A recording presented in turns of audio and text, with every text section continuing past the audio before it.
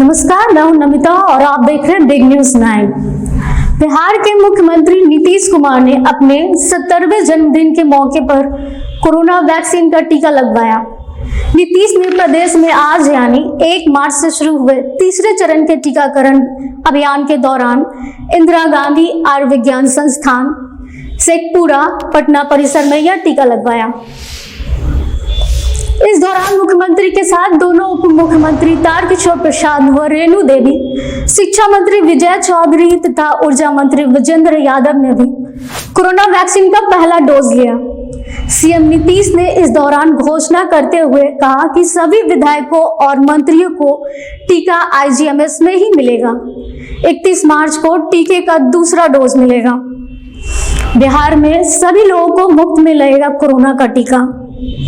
बिहार में चुनावी वायदे को पूरा करते हुए मुख्यमंत्री नीतीश ने बिहार में सभी नागरिकों को मुफ्त में कोरोना का टीका लगाने की घोषणा की।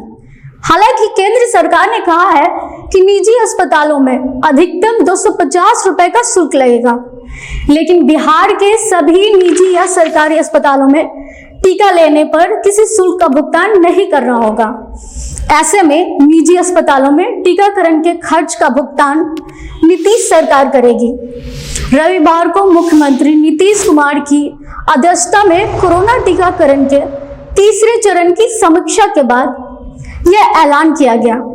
इस संबंध में नीतीश कैबिनेट ने नवंबर 2020 में ही मुफ्त टीकाकरण के फैसले पर मुहर लगा दी थी। 50 निजी अस्पताल तीसरे चरण में देंगे टीका। स्वास्थ्य विभाग ने तीसरे चरण के टीकाकरण को लेकर 50 निजी क्षेत्र के अस्पतालों को अभियान से जोड़ा है। राज्य के सभी जिलों में कम से कम एक निजी अस्पताल को टीकाकरण अभियान में शामिल किया गया है।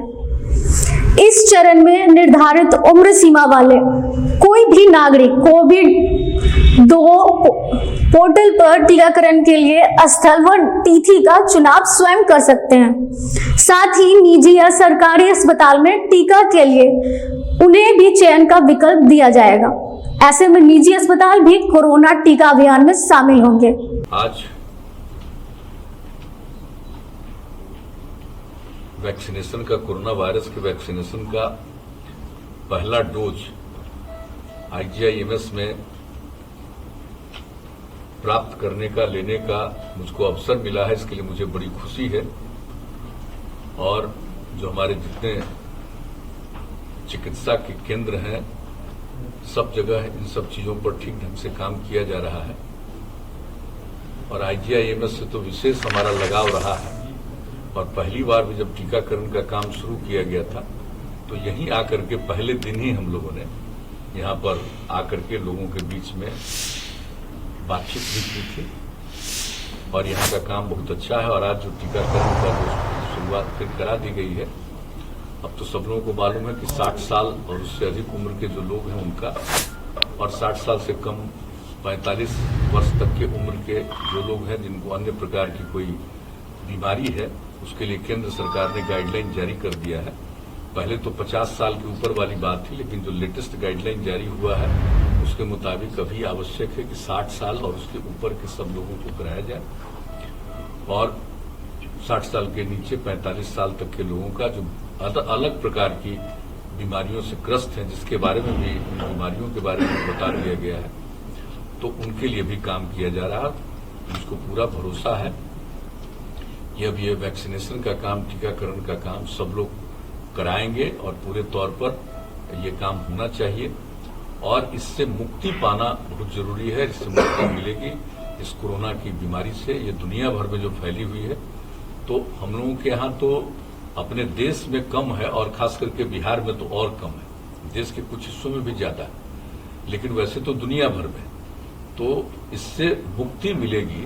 और उसके लिए जो कुछ भी अनुसंधान और रिसर्च हुआ है अपने देश में ही हुआ है। और अपने देश से अब इस तरह के वैक्सीन को दूसरे जगहों पर भी भेजा जा रहा है। ये तो बड़ी खुशी की बात है। तो आज जो ये काम प्रारंभ हो गया है, और मुझको पूरा भरोसा है कि हमारे सभी बिहारवासी इसका लाभ उठाएंगे और टीकाकरण कराएंगे। और इसके अलावा हम सब लोगों को हमेशा सचेत रहना है कि मास्क लगाना है, दूरी है, 2 गज की दूरी आगे एक दूसरे के साथ हम लोगों को रखने की कोशिश करनी चाहिए, हाथ को धोना चाहिए। तो ये काम तो करने के लिए सब लोगों को सचेत रहना चाहिए और करना चाहिए। और हमारे यहाँ तो जैसा हमने पहले कहा काफी घटा है, लेकिन फिर भी हम सब लोगों को टीकाकरण का काम जरूर पूरा कर लेना चाहिए, जिससे इसे पूरे तौर पर मुक्ति मिले।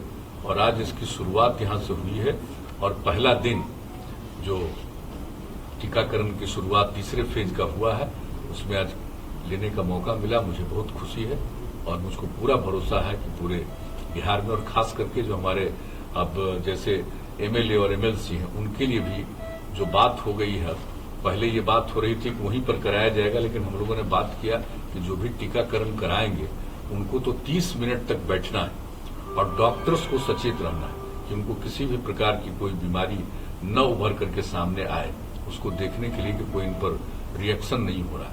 तो इसी को ध्यान में रखते हुए पहले तो लग रहा था कि वहीं करा दिया जाएगा, अब उसकी जगह पर अब यहीं के बारे में आज ही ये बात हो गई है कि अब आईजीआईएमएस में ही हमारे जितने माननीय विधायक हैं और माननीय विधान परिषद के सदस्य हैं उन सबों के टीकाकरण का भी यहीं इंतजाम किया जाएगा।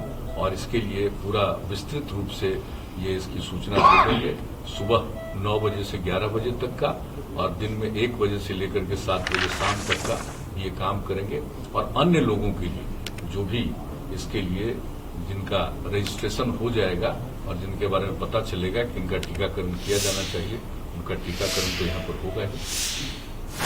और मैं पुनः कहूंगा कि मुझे आज बहुत अंदर से मुझे प्रसन्नता है कि इसकी शुरुआत हो गई है। अब हम लोगों को सब लोगों को कराना चाहिए। बहुत बहुत धन्यवाद।